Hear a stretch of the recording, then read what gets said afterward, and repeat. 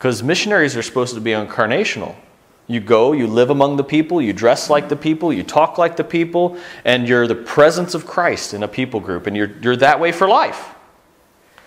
And Garrison said, yeah, you're right, that's the way it's been, but we've started looking at the scope of lostness in the world.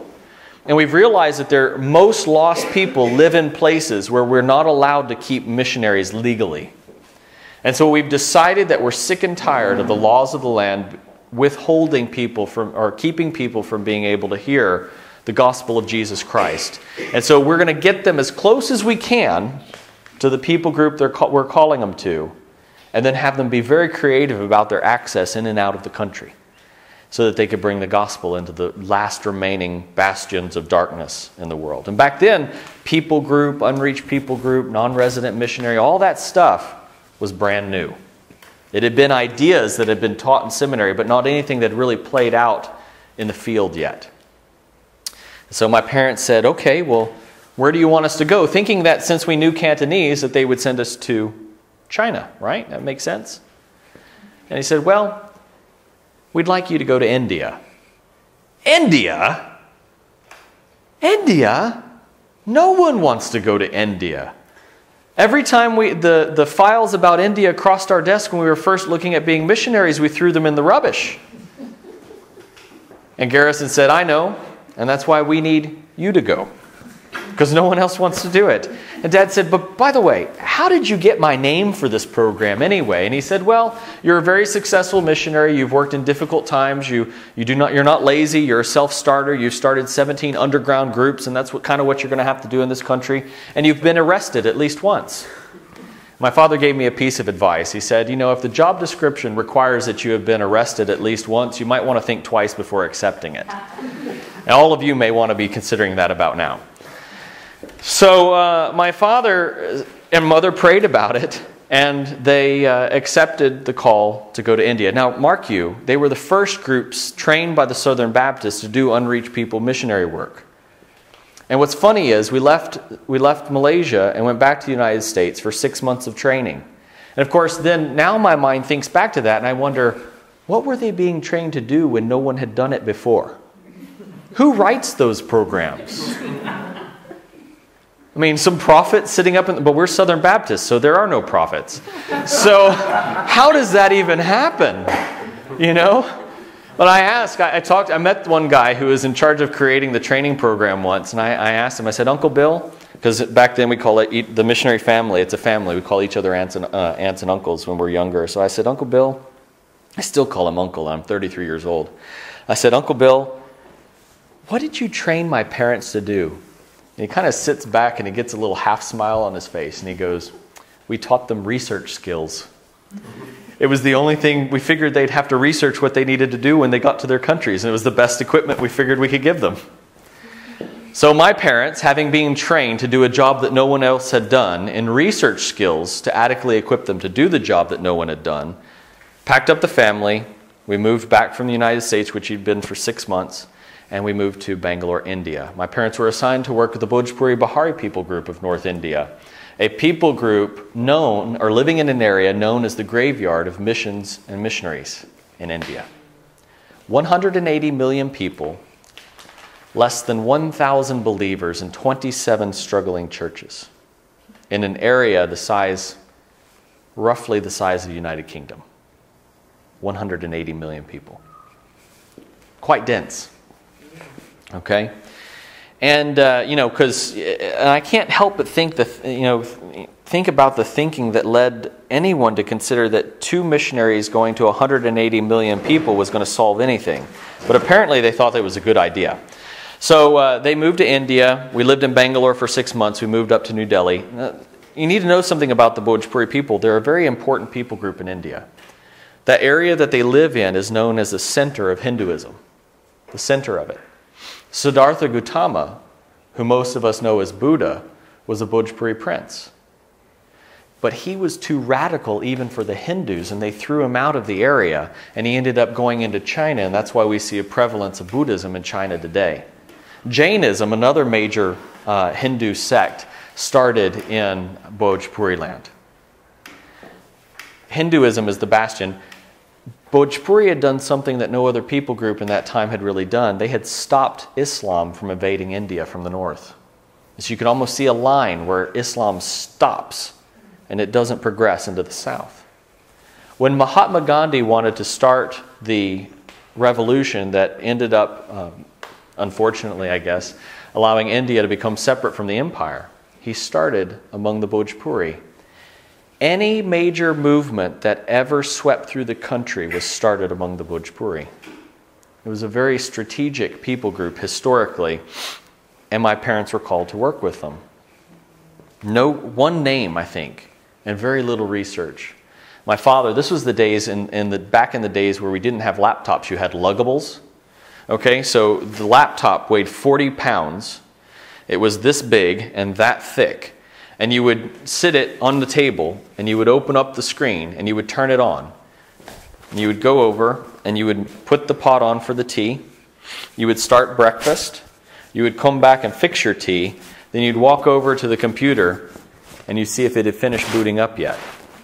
That was the technology that we had. There were no cell phones. There were no sat phones. My father, when he traveled up into Bihar, we lost touch with him for 2-3 weeks at a time.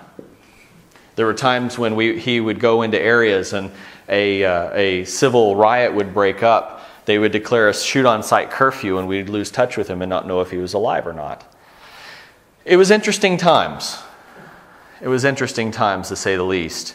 And we were all for it. But then the Gulf War happened.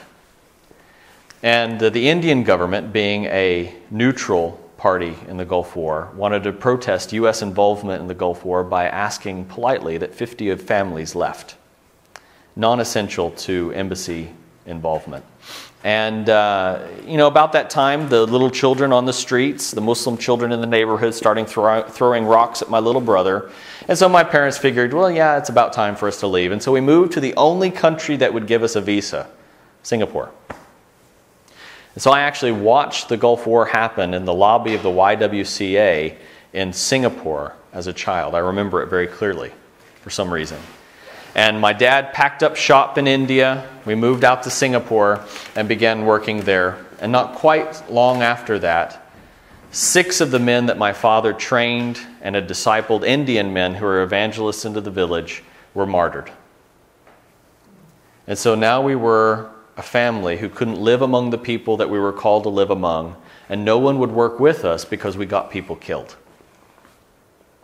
My father's not prone to depression, but in those days it was very dark. And he went into the office with the lights off and he argued with God. Because that's the next failure, right? You get thrown out of the second country that you've been in. By now you're probably thinking, what's wrong with me? And then the third failure, you get people killed. I'm not sure there's one worse than that, perhaps. That people you loved and had eaten your homes, and that you'd been in their homes and been with their family, were killed for the cause of Christ. And he argued before God. He said, God, I can't love people and disciple them and send them out to die. He says, I'm not going to do it. You've got to take my call. Take my call back. I've got to go home. He says, I'm an engineer by trade.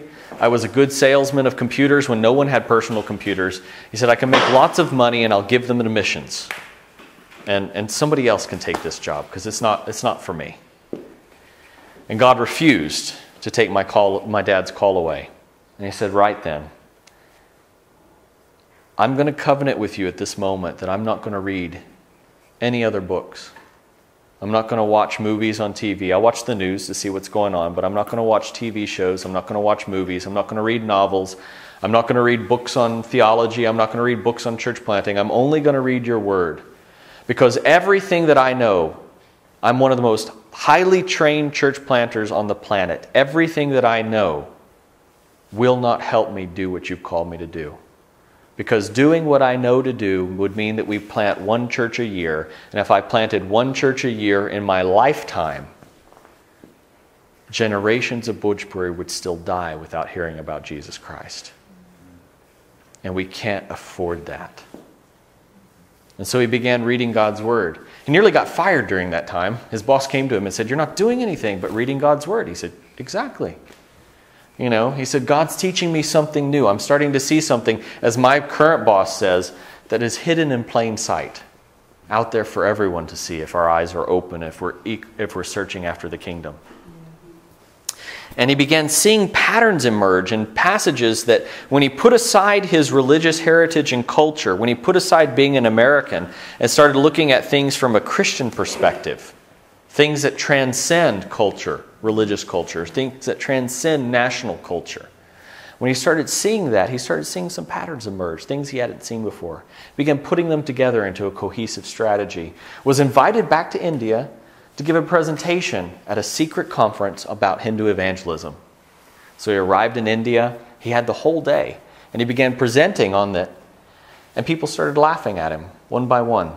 And they left as he was talking. And at the end of the day, there was one young man sitting in the back of the room. He was married to one of the third generation of Swedish Baptist missionaries that were responsible for the 27 churches that existed among the Bhojpuri that day. And he came up to my father and he said, I think you're onto something. I think you're onto something, and I want to be a part of that. He wasn't Bhojpuri, but he spoke fluent Bhojpuri, and they began working together. They worked together for a couple of years, tweaking things and refining things and trying new things and failing a lot. Right? My father nearly got fired again during that time because he wasn't being successful at planting churches in our traditional sense of the church. You've got to remember, the house church movement had started in the 70s and that existed, but really hadn't permeated Baptist circles. And so when we thought about church, we thought about a brick and mortar thing. And my father's assignment was to go and basically establish a beachhead church among the Bhojpuri, and out of which would flow all other ministry into the area. Very traditional. And so he nearly got fired. And he said, no, we're trying something new. Give me some time. And then after a few years, they saw 15 new churches started in 1 year. And the next year, that number doubled in new churches. And the next year, it doubled again. And in about 5 to 6 years' time, they saw 1,000 new churches started among Bhojpuri peoples in 1 year. At that time, he got another phone call from the organization. They said, David, we think you've misunderstood the form. And my father says, I didn't misunderstand the form. I've been filling out the form for the last 10 years. I think I know how to fill the form. Well, perhaps you added one too many zeros at the end of your number. Well, what do you mean? Well, your number says 1,000. Maybe you meant 100. I said, no. We planted 1,000 new churches. That's the number. Well, no one can start 1,000 new churches in a year. Come on. And he says, I know where this is going. Here's what's going to happen. You're going to gather a survey team. You're going to send them to India. And I want you to count everything that's here because I'm not going to argue with you and my numbers are correct. So they did. They assembled a survey team. If I remember properly, David Garrison was a part of that survey team. They ended up going to India and they did a survey of the work among the Bhojpuri. And they came back and published a report. I think you can find it online somewhere. I'm not positive about that, but it's somewhere out there. They came back and published a report that said my father had actually underreported his numbers. Which if you ask my father, he would say it was complete rubbish. That God didn't wait for them to count. He didn't stop his work for them to count. That he continued working while they were counting. And the only reason the numbers were bigger than what he had reported was because God continued moving. Right? And they actually